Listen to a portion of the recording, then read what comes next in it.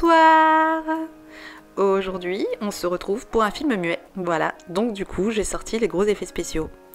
Donc c'est pour un tuto make-up avec une palette Huda Beauty. Et donc j'avais déjà préparé mon teint pour l'occasion. J'ai donc utilisé la crème de jour Estée Lauder, le Day Wear multi-protection antioxydant. Ensuite, j'ai utilisé la base Bourjois que je dois terminer, la Flower Perfection de Bourjois. J'ai aussi utilisé donc le fond de teint Water Blend de Make Up For Ever avec un pinceau de chez Morphe qui est génial, que j'ai eu dans un kit. Le Water Blend, je l'adore, je vous en parle dans ma toute première vidéo que j'ai postée la semaine dernière, donc vous pouvez aller voir si vous avez envie de voir ce que j'avais acheté. J'ai utilisé le anti-cerne, donc les cernes, mon problème, le problème de tous les jours, anti-cerne de chez Maybelline que je souhaite terminer, que j'ai appliqué au Beauty Blender. Donc c'est pas la marque Beauty Blender, c'est la marque Kiko et il est très bien. Hâte d'utiliser le nouvel anti-cerne de chez Too Faced. J'ai poudré l'anti-cerne avec une super poudre très très fine, la poudre de chez Laura Mercier qui est la Secret Brightening Powder, avec donc le petit pinceau toujours du même kit de chez Morphe qui est très très bien pour poudrer l'anti-cerne. Et enfin, j'ai poudré le reste du teint avec une poudre libre de chez ELF. Toujours avec un super pinceau de chez Morphe. Morphe, je ne sais pas comment on dit. La palette BK va nous servir aujourd'hui pour faire notre teint. Enfin, mon teint en fait. Donc, j'utilise un pinceau de chez Lime Crime. Voilà, il y a les paillettes dedans. Je suis contente. Il m'en faut pas plus pour être contente. Donc, j'utilise le bronzer de la palette. Donc que j'applique comme un bronzer, donc je fais pas un contouring, je réchauffe simplement le teint, voilà, au milieu, en bas et au niveau des tempes, pour donner un peu pour réchauffer tout ça. Très bien le bronzer de la palette de chez BK, elle est très bien cette petite palette. Il y a vraiment bronzer, blush et highlight. Donc là justement j'utilise le blush de la palette, blush un peu rosé, avec un pinceau Elsa Makeup que j'ai eu dans un kit. Je crois qu'elle a arrêté de faire pour l'instant cette marque là, Elsa Makeup, et pourtant c'était bien. On verra ce qu'elle fera après. Donc là le blush, voilà, j'applique le blush, j'en ai trop mis. Donc j'estompe un petit peu, toujours avec un pinceau d'Elsa Makeup. Et on réapplique, moi je le monte assez haut le blush. Et donc là, je suis contente, je vais mettre l'highlighter. Ah, le pinceau est tombé. Donc l'highlighter de la palette, j'ai pris celui qui est un petit peu rosé. Voilà, qu'on va mettre donc à l'endroit où on met l'highlighter, donc au-dessus des pommettes. Voilà, highlighter BK, on est toujours content avec un highlighter BK. Un petit peu sur l'arête du nez, le bout du nez et l'arc du cupidon. Voilà, j'en mets juste un tout petit peu. Pour pas surcharger étant donné qu'on va faire un maquillage des yeux un peu plus soutenu. Donc justement, pour le maquillage des yeux, donc je vais utiliser la palette Huda Beauty, la Mauve Obsession. J'adore le mauve. Cette petite palette, il y a tout ce qu'il faut dedans, des mats, des irisés et des pailletés, des superbes couleurs qui se complètent parfaitement les unes aux autres. Et donc là j'utilise en base pour mes yeux un genre de paint pot qui n'est pas un paint pot, parce qu'on entend beaucoup parler du paint pot de chez MAC, mais là c'est un art déco, voilà, all-in-one eye primer. Donc c'est une base pour les yeux, mais c'est une base qui marche très très bien, qui s'applique très très bien aussi. Elle est crémeuse, elle ne colle pas. Je l'applique tout d'abord au pinceau et ensuite je viens estomper au doigt.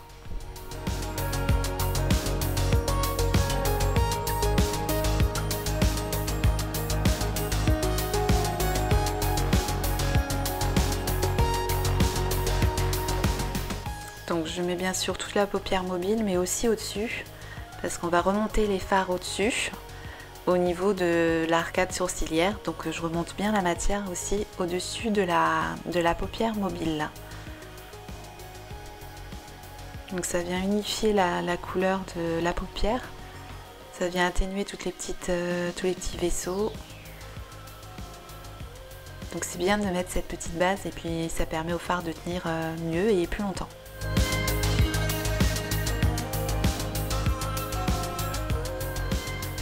Donc une fois la base appliquée, je vais fixer sec.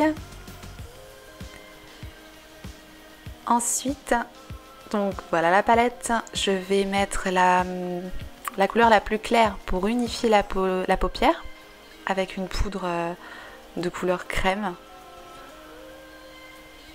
Partout où j'ai mis la base, en fait la base à paupières, je vais venir mettre de la poudre pour qu'ensuite mes fards se fondent mieux les uns aux autres et qui ne collent pas à la paupière. Donc ça me permet vraiment de venir poudrer la base en fait.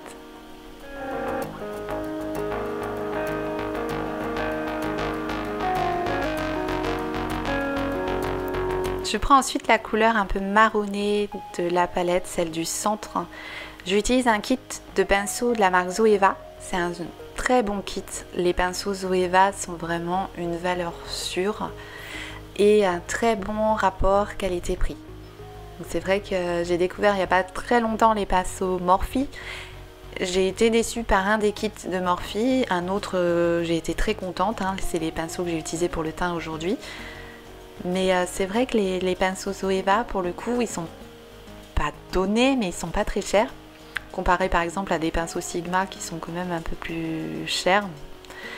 C'est vrai qu'avec un kit de pinceaux Zoeva, si on veut des pinceaux de bonne qualité et investir un petit peu sur le long terme, moi je vous conseille tout à fait les kits de pinceaux Zoeva. Je prends donc après un petit pinceau crayon, toujours du même kit, pour faire le ras de cils avec la couleur qui m'a servi donc à faire mon creux de paupière.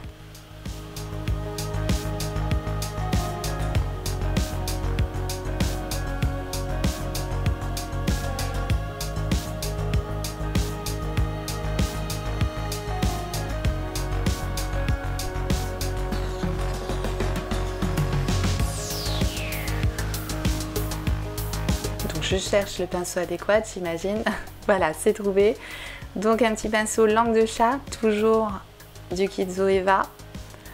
Parfait pour venir appliquer donc la couleur un peu pailletée de la palette, la couleur rose. Couleur rose claire de la palette que je vais mettre donc dans le coin interne. Et j'applique cette couleur à peu près jusqu'au centre de la paupière, pas tout à fait jusqu'au centre, je dirais un tiers de la paupière. Même chose de l'autre côté.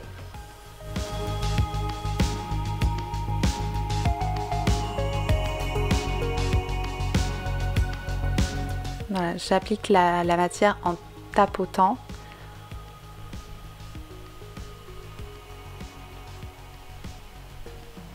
Ce sont des fards qui se travaillent très très bien. Et avec l'autre côté du pinceau, je vais venir prendre le rose pailleté aussi de la palette. Le rose pailleté, je le mets en centre, juste au centre de la paupière, pour venir amener de la lumière et de l'intensité.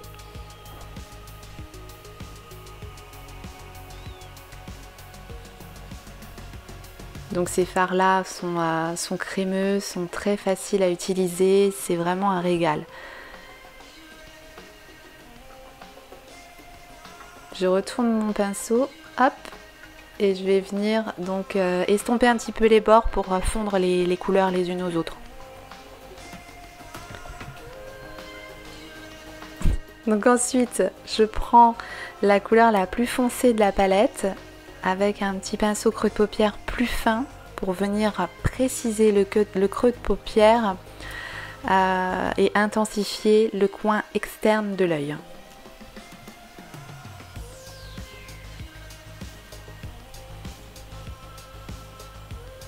Là, je reprends mon pinceau creux de paupière pour venir estomper.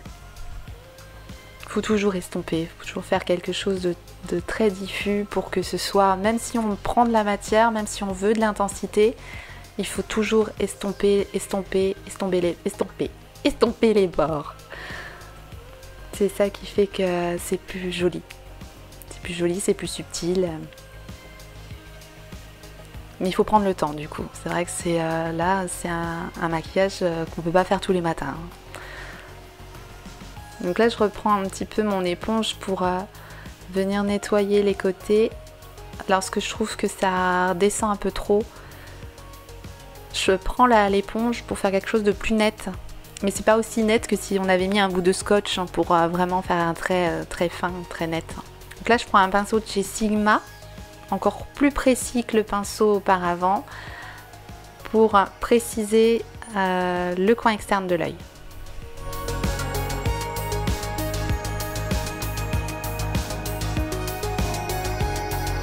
Je prends la couleur bordeaux prune de la palette et je vais venir donc l'appliquer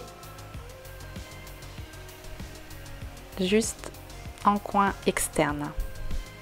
Je remonte un peu en creux de paupière.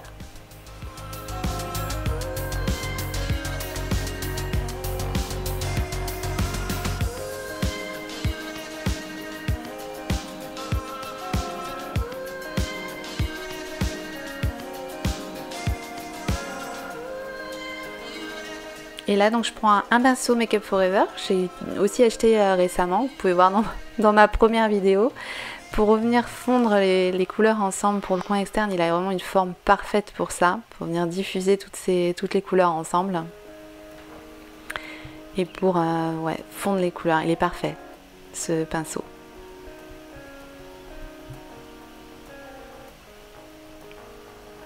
Et là donc qu'est-ce que je cherche? Un petit pinceau très précis que j'ai eu dans un kit que j'ai acheté sur Amazon, qui m'a pas coûté bien cher et qui est bien aussi parce que j'ai plein de petits pinceaux bien précis. Donc là je retravaille le creux de paupière mais à l'intérieur de l'œil avec une couleur mate pour donner un peu plus de profondeur et de définition au maquillage.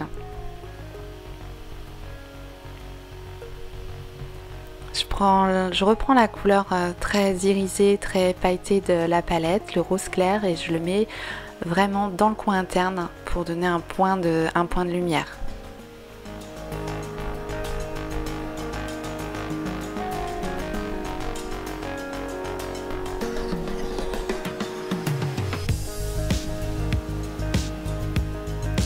Donc je vais ensuite prendre à nouveau un pinceau Zoeva qui me permet de faire donc précisément le ras de cils inférieur, et je reprends la couleur un peu prune de la palette, donc pour venir raccorder le maquillage du dessus avec celui du dessous, et je nettoie avec l'éponge.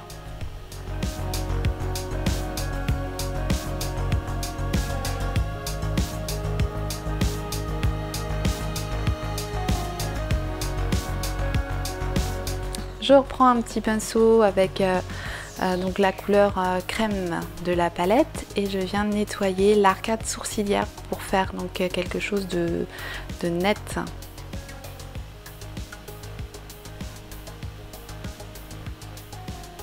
Donc au-dessus et en dessous de la paupière.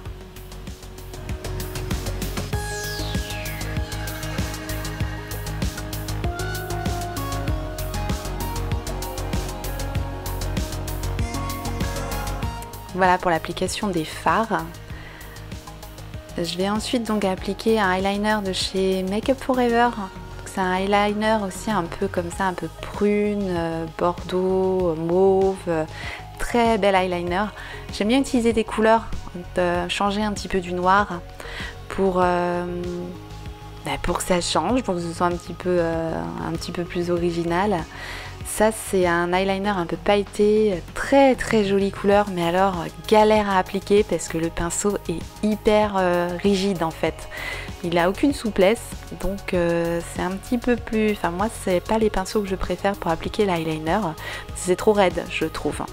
Mais la couleur est tellement belle que ça vaut le coup. Ça vaut le coup de prendre un petit peu plus son temps. Après le eyeliner, il n'y a pas de règle pour l'appliquer. Chacun fait son trait d'eyeliner comme il l'entend. S'il y a des personnes qui veulent un eyeliner épais, long, fin, plus court, avec la virgule, sans la virgule, il n'y a pas de règle. L'essentiel c'est que ça aille bien à la forme de nos yeux et puis qu'on soit content du résultat tout simplement. Puis là, bon, la même chose à gauche et à droite, et encore, pourquoi pas faire deux traits différents, pourquoi pas. C'est ça qui est bien dans le maquillage, c'est que n'y a pas de règle, on fait ce qu'on veut. Voilà pour l'eyeliner. Je vais ensuite venir appliquer donc le mascara. C'est aussi un mascara que j'ai découvert récemment. C'est le dernier mascara de chez NARS. Et donc juste avant, je recourbe les cils avec un recourbe-cils de chez Tarte. Très joli et très facile d'utilisation. Donc voilà le mascara. Donc format essai, hein, format test. Je ne l'ai pas acheté en grand parce que je l'ai eu 2 fois en échantillon. La brosse est assez grosse et j'aime bien ce mascara. Après c'est pareil, le mascara c'est propre à chacun. Certains vont avoir un mascara qui leur iront très bien et d'autres à qui ça n'ira pas du tout. Donc pour moi celui-là convient bien, j'ai des cils assez courts, assez raides et je trouve qu'il recourbe, qu'il densifie et qu'il allonge les cils. Donc je pense que pour moi il fait son job en fait. Donc ça je vous ai montré l'application du mascara parce que vraiment je trouve que sur moi il fonctionne très très bien.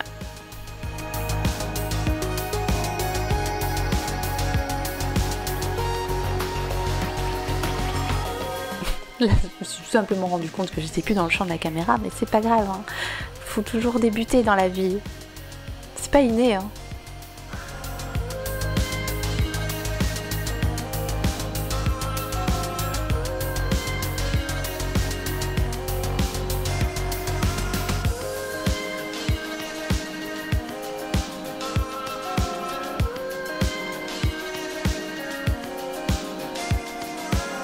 Donc toujours 2 couches de mascara si possible, parce que le mascara c'est indispensable, on est bien d'accord, on termine jamais un make-up sans son mascara.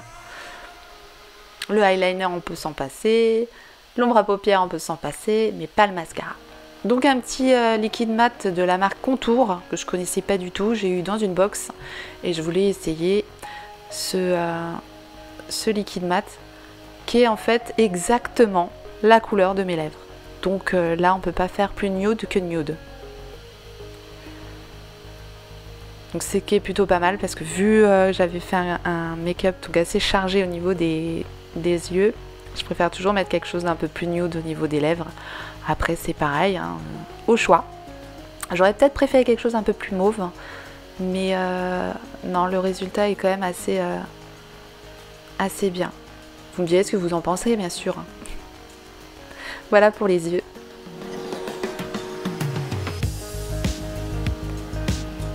Donc là je me suis rendu compte qu'il manquait quand même une petite touche de lumière au-dessus des yeux. Donc j'ai mis une petite touche de highlight au niveau de l'arcade sourcilière. La même couleur que j'avais utilisée pour les pommettes. Toujours avec le même pinceau. Et donc là ça vient mettre la touche de lumière qui manquait au maquillage des yeux. Et là voilà, là on est content.